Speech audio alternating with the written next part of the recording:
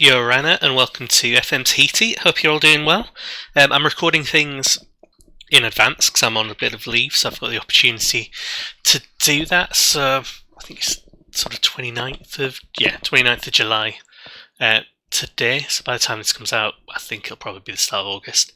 So this might all be a little bit late, but I think I mentioned before I've been writing for Dictate the Game.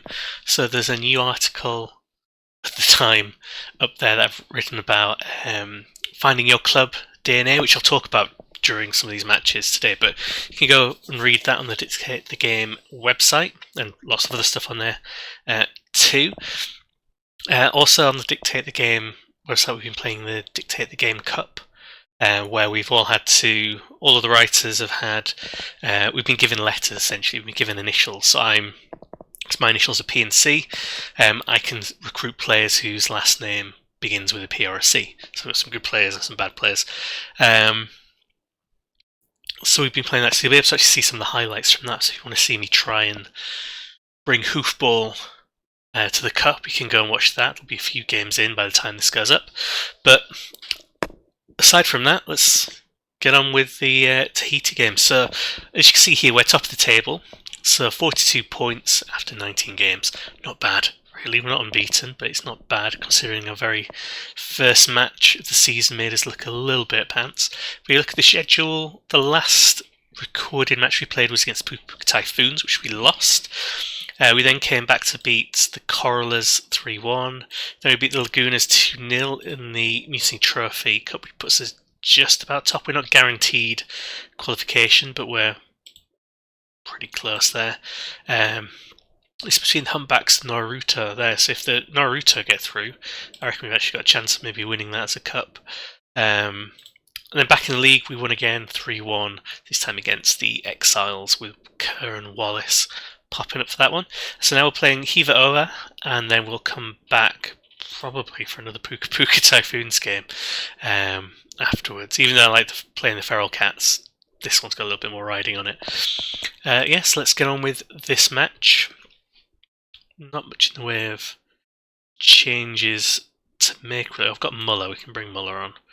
So I can't remember if I mentioned the last match. Muller was recommended to us as being a good kind of central defender.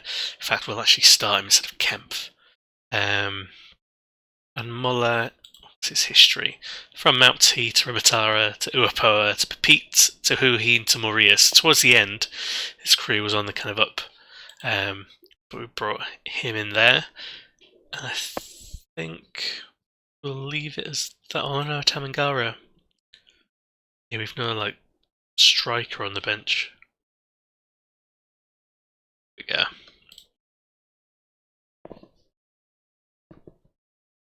So we've been doing alright, we're in a good run of form, we just need to keep this up really. But the Alvaro de Mendana Porch, which is named after an explorer.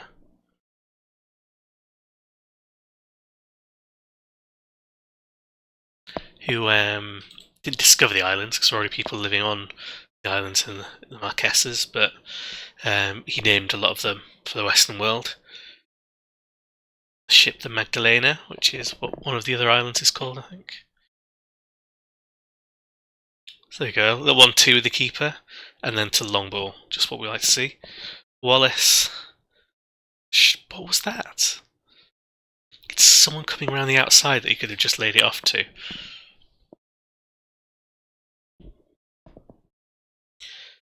Chabert. He's been doing alright actually, he's just... Oh, what was that? That was poor keeping rather than a glorious attempt by Adam. The best we could say by Adam is he got it up over the wall and it was on target. That was right at the keeper. I think you might have noticed when I was selecting the teams there was a player on trial, Adam Henderson, and you might recognise the name. So he's one of the youth products at the Humpbacks, who I think he got 1 or 2 international caps and then didn't get any because we were playing Ahmed Smith instead. But he's on a free.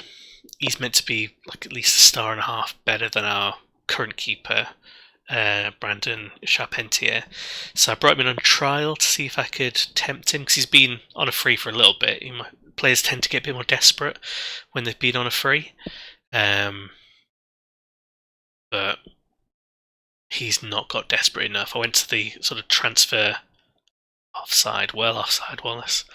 Went to the contract screen, and he didn't want an obscene amount. So I think I had tried to offer him a contract a little while ago, and he'd wanted something ridiculous like £600 per week. This time he went down to about 230, but we can't afford 230. We can afford something like 170, which he accepted. But then he wanted other like add-ons, like he wanted the wage rise. He wanted something like £300 after 20 appearances. We could only offer £190 after that many appearances. So yeah, it didn't go very well, and he looks like he's still here on trial, but I've actually just terminated the trial because there's no way we're going to come to an agreement, and because we've messed up what Jim Column's negotiating hog tackle. Go on, Chabert, redeem yourself. Yeah, because we've messed up the contract negotiations now, it's going to be a while until he wants to talk to us, so we'll just carry on with Charpentier. Oh, what a shot. Dug it out of nowhere. Didn't really have any pace on it to begin with. But Kerr's been doing well for us. 9th goal of the season. Manuel with the assist, but he was out of nothing really.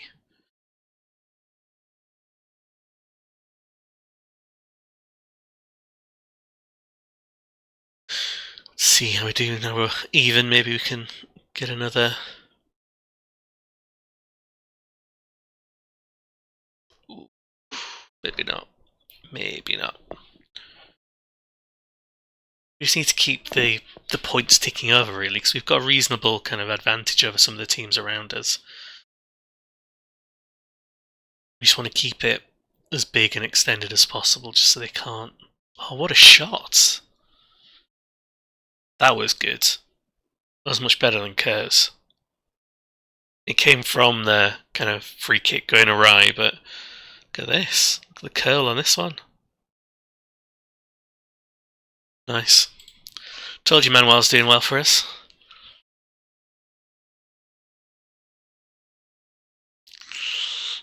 And I jinxed him. Off he goes. Doing so well, he doesn't even need to be on the pitch anymore. Right, bring off Wallace, bring off Bowman. Change into a target man? Yeah. Target man attack. Seeing as he's up there on his own, might as well make him a target man.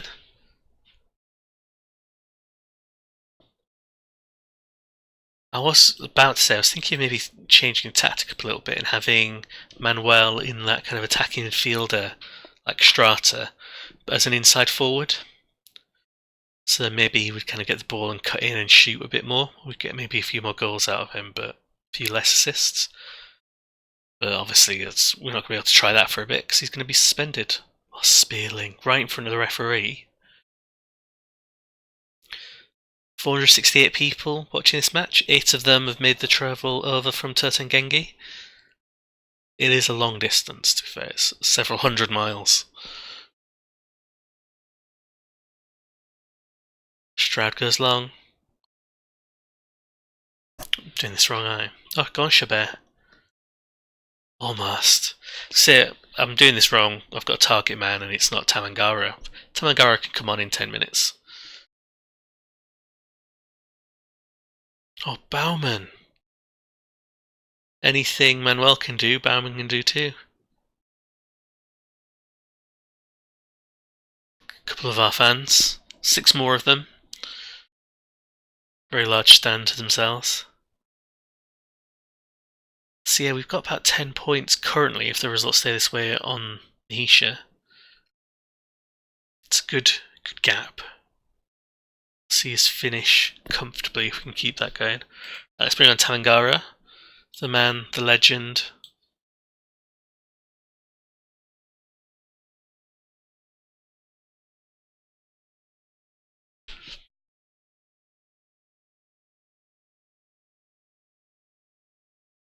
Just need to hold on.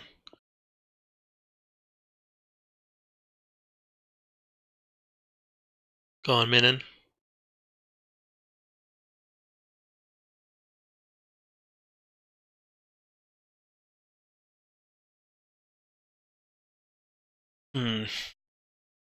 few more minutes.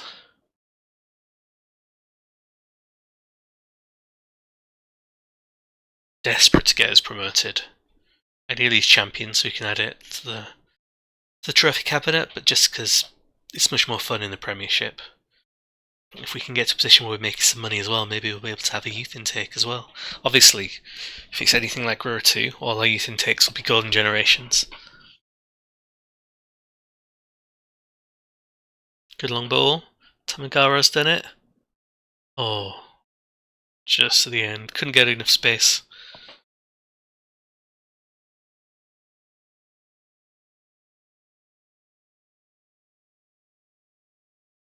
What was that? That was cheeky.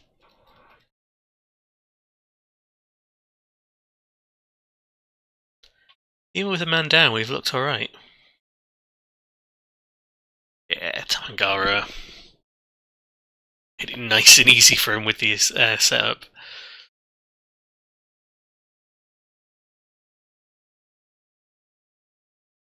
Past the defender. Cuts it back.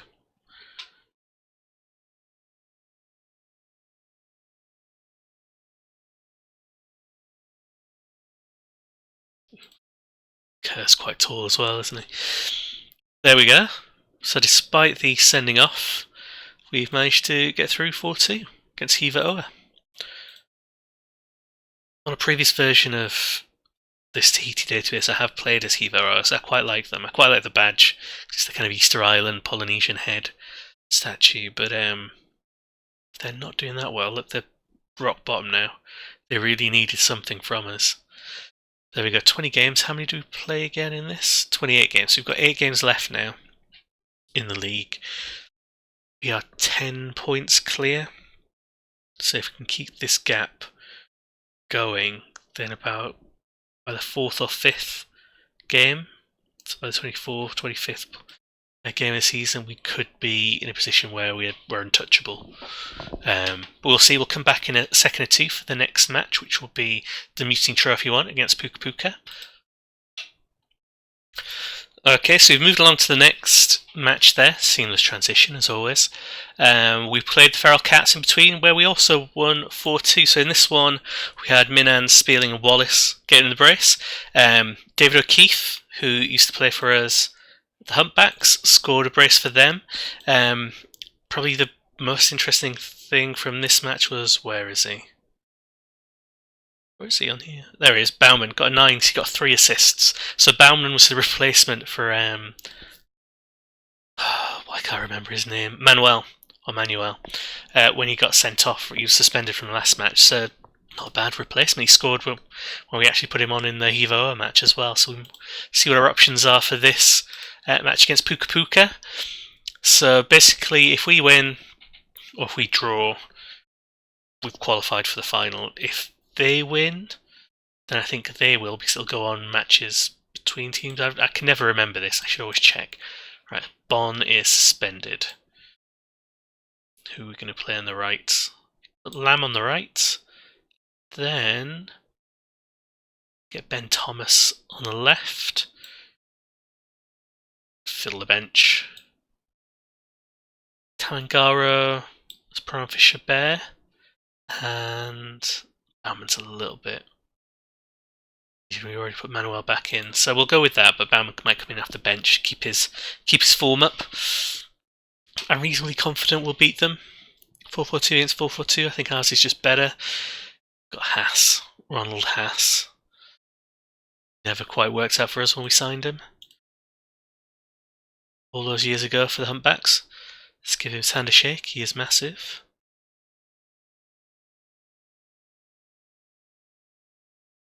Yeah, I'm reasonably confident we're going to get through to the final.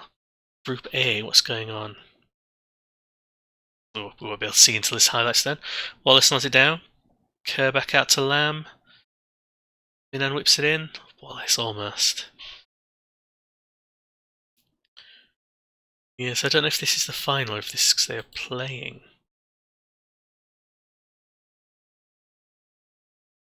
No, they're not playing. So either they've got to play next, or this is how it's finished. It's Humpbacks in the final. The odds are it's going to be Humpbacks no matter what. Oh, Muller. First goal of the season, the rebound from his own header. 12 minutes in, they've not had a shot, we've had plenty. We've got the goal. Yeah, followed it up, that's what you gotta do. So yeah, I think I mentioned at the start of the video that, go on Thomas, Manuel whip it in. Tom and Cara with the follow-up as well. The players are not doing it the first time, but they're doing it the second. Yes, I mentioned at the start that I wrote an article recently about club DNA. So if you've probably come across the idea before, but in football manager terms or football terms, the idea of club DNA is the idea that you've got a kind of way, a philosophy you want your team to play, and because of that, you've got properties or traits you look for in a player that become the building blocks of your club. So this idea that if you want to be a kind of creative, total football kind of team, then you need players with good technique, first touch vision, creativity, sort of good passing, good versatility, that kind of stuff. If you want a never say die kind of team, then you want lots of determination, bravery, maybe some aggression, high work rate, that kind of thing. And by recruiting players with that kind of those traits, that kind of property, they embody the philosophy, and your team plays a particular way all the way from, like, you know, the first 11 to the kind of youth team. You kind of embed that in. And there's lots of really good articles about this in the kind of football managing sort of content sphere. There's like blogs, there's videos. Plenty of people have this idea of philosophy, and probably most people when they're playing the game do as well. Like, there's things you gravitate towards. Like, I always used to gravitate towards high determination, high work rate players, because if they weren't going to be good, at least they're going to work hard, and they weren't going to be impacted as negatively by going behind. They were going to work to try and pull the kind of game around. So most people tend to have something they gravitate towards, even if they're not formally set up a kind of club DNA. But one of the things I wanted to do was, let's do the half-time team talk. Please, 2-0 is fine. Everyone seems fine. Do some subs in 20 minutes. What I wanted to do was actually work out what my club DNA was, because I knew what kind of style I wanted my team to play. So I want a lot of my teams to play this kind of all-action hoofball. So you'll have noticed in a lot of the match highlights, even though we pass it around at a certain point, we play a lot of long balls from the back. We make the most set pieces. We get a lot of tackles in. We get a lot of yellow cards and red cards. So I was trying to embody almost that kind of crazy gang spirit, and that's what we had with the previous versions of hoofball that we were playing with the humpbacks too. So what I wanted to do is take that style of play that we got them all snuck in. This could get a bit tense now, even though it's 29 shots therefore. So yeah, what I wanted to do was kind of make sure that style we were playing was embodied by the attributes we were selecting. For some of them, the attributes might seem really common sense, but actually you don't know how they're necessarily used within the game, or how the game prioritizes them, or how they actually get actioned in your kind of play style. So your play style might actually need certain attributes that you're not aware of, or it might value certain attributes more than you're aware of. So what I did was I used all the kind of like 9 seasons or so worth of senior and youth team data, and then I worked out what the kind of key performance indicators were for this kind of style. So interceptions, headers, key tackles. Oh, good. It would have been gutting if Marvin Salaberry scored that one. Not that it would have made a difference to us qualifying for the final, but it would have made it a lot more tense. So yeah, I worked backwards. So I worked out what attributes predicted good interception rates, good key headers, good key tackles, good amount of shots on targets, goals per minute, goals per 90 even. So I worked backwards from those sort of KPIs to the attributes, and I found that things like aggression were really useful, which kind of makes sense, but also things like jumping reach and positioning for my defenders were much better predictors of things like key tackles and key headers than heading and tackling were. And in fact, tackling didn't come up once, despite the fact we clearly do put a lot of them in. And it looked like basically a good, organised, well-positioned defence that marks well is much better than one that can tackle. It's much better to be in position and make a good tackle from that than it is to be really good at tackling and struggle to get into a position. And from that, I worked out the key things were, like, our top 3 sort of attributes to recruit for were positioning, jumping reach, and aggression, because aggression came up a lot. But there's some secondary ones of things like bravery, heading, finishing was quite important, but composure's not, which is good because many of our strikers aren't composed.